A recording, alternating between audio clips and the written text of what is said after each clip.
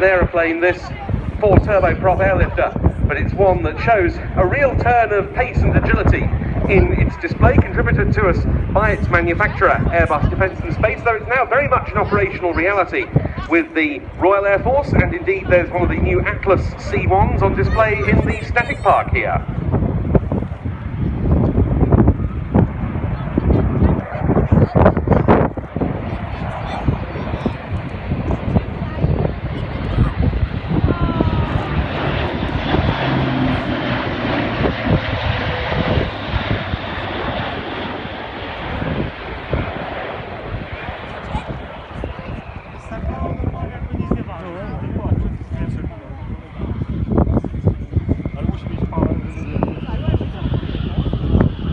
This aircraft today being displayed by Airbus, but in Royal Air